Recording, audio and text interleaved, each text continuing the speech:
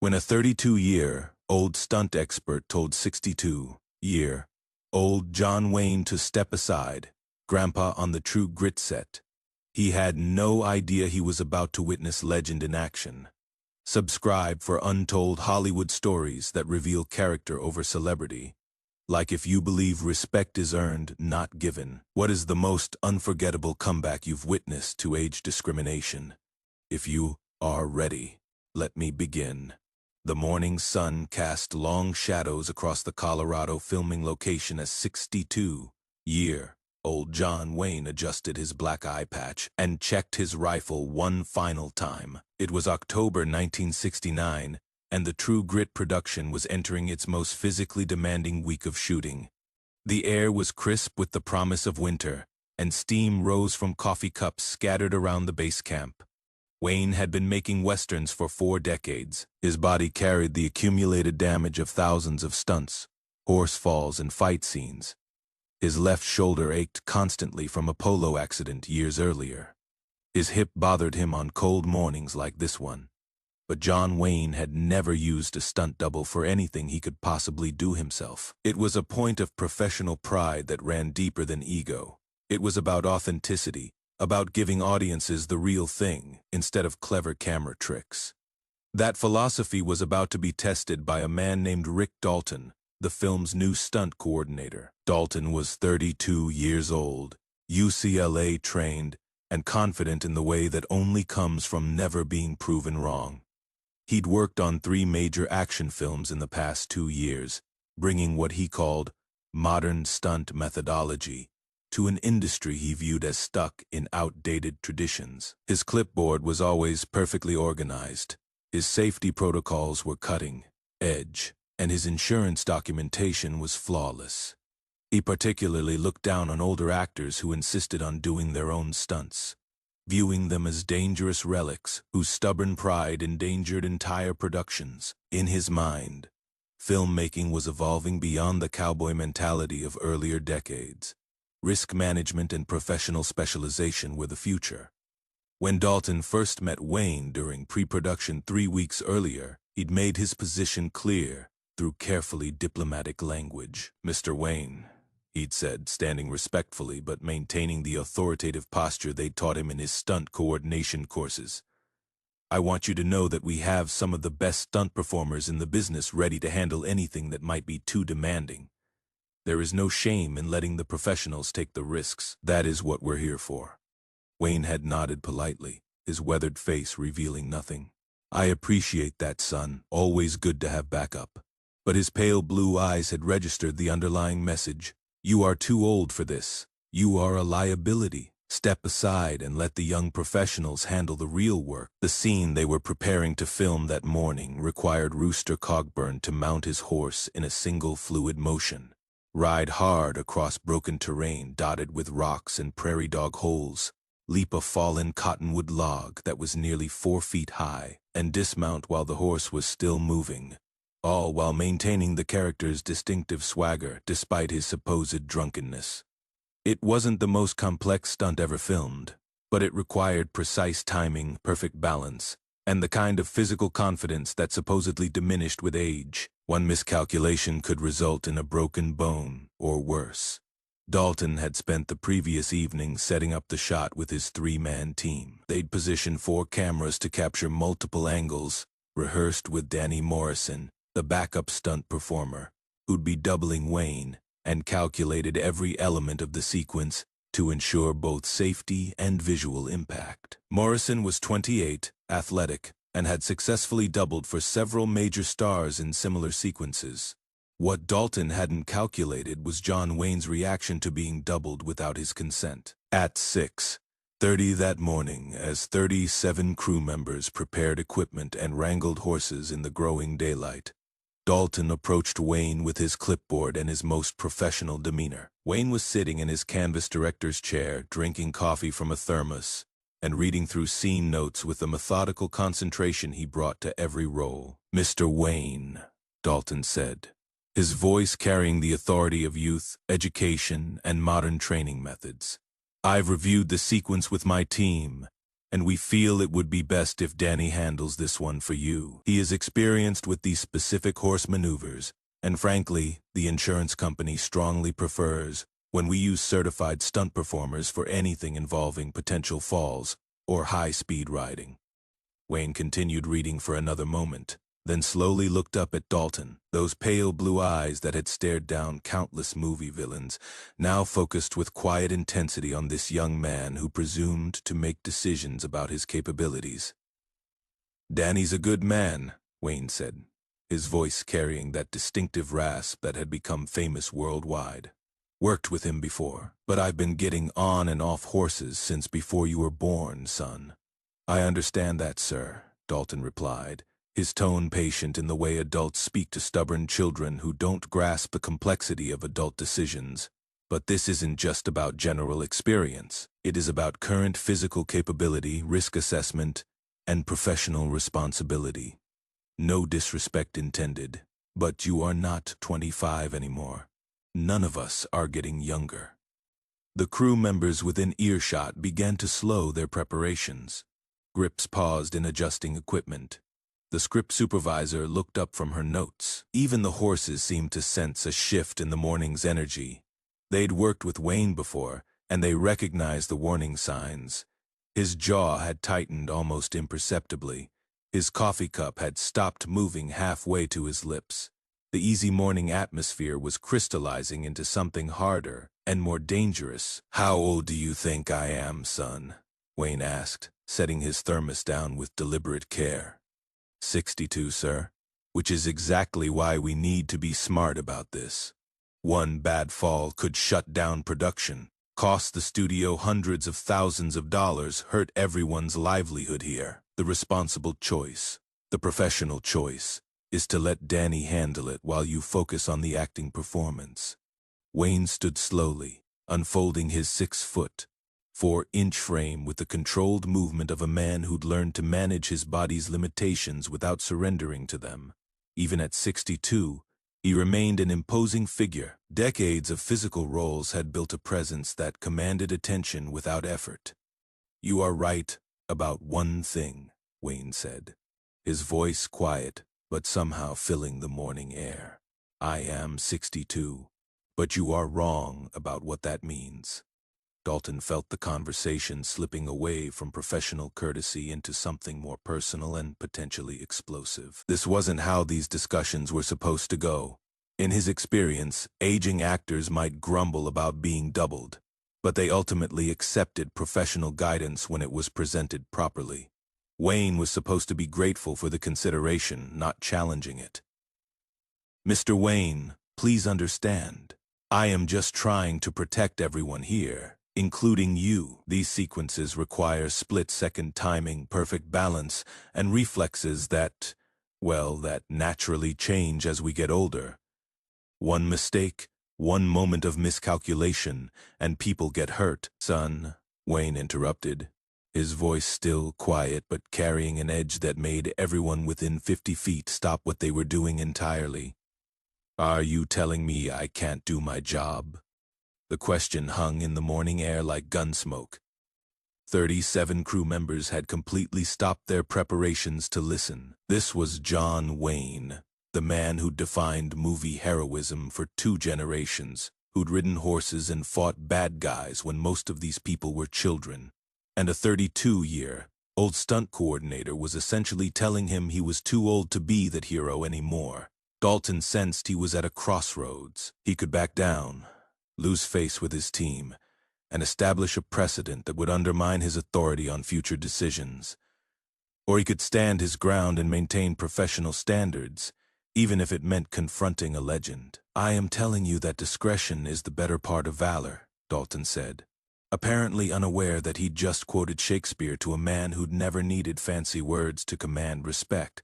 "There is no shame in admitting when something might be beyond our current capabilities. That is what separates professionals from amateurs." The implied insult landed like a physical blow. Several crew members actually winced. Wayne looked at Dalton for what felt like an eternity, but was probably only 15 seconds. When he spoke, his voice was calm, measured, and absolutely final.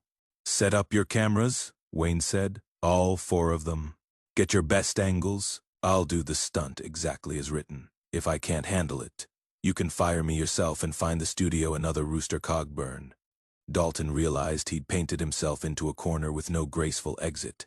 He couldn't back down now without losing all credibility with his team and looking like a coward in front of the entire crew. But he also couldn't prevent Wayne from attempting the stunt without creating an even bigger scene that would probably end his career anyway. All right, Dalton said, his voice slightly hoarse. But I am positioning extra safety personnel around the jump, and at the first sign of trouble, any sign at all, we're calling cut and getting medical on scene. Wayne nodded once, turned, and walked toward the horses with that distinctive stride that had carried him through hundreds of films. What happened next became part of Hollywood legend. Wayne approached Dollar, the waiting horse, a temperamental brown stallion who'd been specifically chosen for his unpredictable nature to add authenticity to Rooster Cogburn's character. Dollar had a reputation for testing riders, and several younger stunt performers had struggled to manage him during rehearsals. Without hesitation, without any visible preparation or stretching, Wayne grabbed the saddle horn with his right hand, placed his left boot in the stirrup, and swung himself up with the fluid grace of a man half his age. The movement was so natural, so effortless, that it looked choreographed. But that was just the beginning. As the cameras rolled and 37 people held their breath, Wayne spurred Dollar into a gallop across terrain that would have challenged riders half his age. He navigated rocky ground where a single misstep could break a horse's leg. He guided the animal around prairie dog holes that could catch an unwary hoof. His posture in the saddle was perfect, relaxed but controlled, moving with the horse rather than fighting it. Approaching the fallen cottonwood log, Wayne didn't slow down or show any hesitation. He leaned forward slightly, communicating with Dollar through pressure and movement, and horse and rider cleared the obstacle with room to spare. It was a clean jump, executed with the precision of a much younger man and a perfectly trained animal. Then, while Dollar was still moving at considerable speed, Wayne performed the most dangerous part of the sequence. He brought the horse to a controlled sliding stop exactly where the script required, dismounted while the animal was still in motion, and landed on his feet with a flourish that looked effortless but required perfect timing and considerable physical courage. The entire sequence took 90 seconds. Wayne executed it flawlessly on the first take, making it look so natural that someone who didn't understand horses might think it was easy.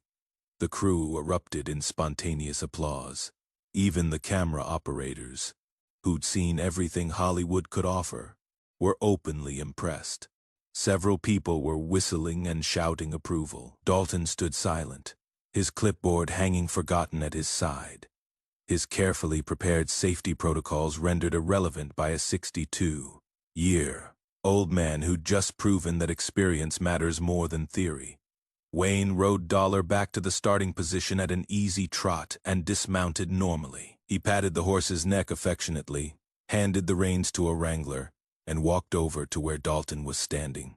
His face revealed nothing of what he might be thinking or feeling. No triumph, no anger, no satisfaction, just professional calm. "Anything else you'd like me to prove?" Wayne asked. Dalton found himself unable to meet those pale blue eyes. The man he'd dismissed as too old, too slow, too dangerous to insurance companies had just executed a perfect stunt sequence that many actors half his age wouldn't have attempted. Every assumption Dalton had made had been proven wrong in the most public way possible. "No, sir," Dalton mumbled, his voice barely audible. That was excellent work." Wayne nodded once and walked back toward his chair, leaving Dalton to contemplate the wreckage of his professional judgment in front of 36 witnesses. But the story didn't end with applause and vindication that afternoon. Director Henry Hathaway pulled Dalton aside for a private conversation in his trailer.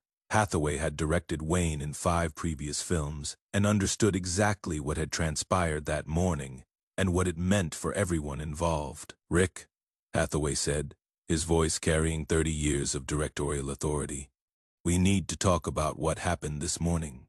"Sir, if this is about Mr. Wayne's performance, I have to say he exceeded all expectations. I have no complaints about. No, Hathaway interrupted, his tone sharp. You don't understand what you did. What you did this morning was question John Wayne's professional capability in front of his crew. You treated him like he was a liability instead of the consummate professional he has been for 40 years. Dalton tried to formulate a response, but Hathaway continued. John Wayne has been doing his own stunts since 1930. He has fallen off more horses than you've ever seen. He has taken punches from the best stunt performers in the business and kept working. He has worked injured, worked sick, worked through conditions that would send younger men home. And you talked to him like he was some amateur who didn't understand his own limitations. I was just trying to ensure safety protocols were. No, you were trying to show everyone how professional and responsible you were. But what you actually showed was disrespect for a legend and complete ignorance of who you were dealing with. Hathaway let that sink in while Dalton's face grew pale. Rick, you are a talented young man with good training and a promising future. But you made a critical error in judgment today. You assumed that age automatically equals inability, and you made that assumption about John Wayne in front of people who've watched him work professionally for decades. That evening, Dalton received a call requesting his immediate presence in producer Hal Wallace's suite at the local hotel. Wallace was a Hollywood veteran who'd produced some of the biggest films of the previous 30 years, including several Wayne pictures. He'd seen promising careers destroyed by single moments of catastrophically poor judgment. Rick, Wallace said without preamble, I understand there was an incident this morning involving you and our star.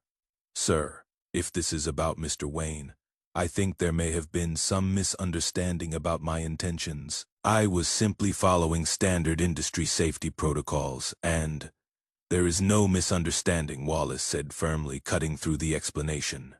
You publicly questioned the capability of this film star and the man who is essentially financing this production through his box office value. You did this based on assumptions about age rather than any assessment of actual ability or professional track record. Dalton felt his promising career beginning to slip away. More importantly, Wallace continued, you did it without bothering to research who you were dealing with. John Wayne has been performing his own stunts longer than you've been alive. He has probably forgotten more about action sequences and horsework than you've learned in your entire professional career. I understand that now, sir. I made an error in judgment. I can assure you it won't happen again. You are absolutely right, Wallace said quietly. It won't happen again because you won't be working on this production anymore, or any other production I am associated with. You are being replaced effective immediately. The dismissal hit Hollywood's tight-knit stunt community like a shockwave. Rick Dalton, who'd been building a reputation as one of the industry's rising coordinators, had been fired from John Wayne's True Grit for the unforgivable sin of questioning the Duke's ability to perform his own stunts. The story grew and evolved with each telling. Some versions had Wayne performing increasingly impossible feats of horsemanship to prove his point. Others focused on the generational conflict between old-school professionalism and new-age safety consciousness. But the core truth remained consistent. A young professional had made the fatal mistake of equating age with incompetence, and John Wayne had proven him definitively wrong in front of an entire film crew. Within a week, Dalton found his phone calls unreturned. Producers who'd been actively courting his services suddenly had other priorities. The black mark of being fired from a John Wayne film proved impossible to overcome in an industry that valued loyalty, respect, and professional judgment above nearly everything else. Within 6 months, Dalton had left Hollywood entirely, eventually finding work coordinating safety for industrial training films in the Midwest. His promising career in major motion pictures ended the morning. He told John Wayne he was too old to do his job. True Grit went on to earn Wayne his only Academy Award for Best Actor. At 62, He'd proven that talent, determination, and professional dignity matter infinitely more than age or assumptions. The film became one of his most beloved performances and a fitting demonstration that legends don't fade. They just keep working until someone figures out they can't be replaced. Years later, when reporters asked Wayne about the incident, his response was characteristically brief. "Some folks confuse gray hair with inability. That is their mistake, not mine." But the crew members who witnessed that morning tell a richer story. They talk about watching a young man learn the hardest lesson Hollywood can teach. Respect is earned through performance, not granted through assumption. And they remember John Wayne proving that real professionals don't talk about what they can do. They just do it.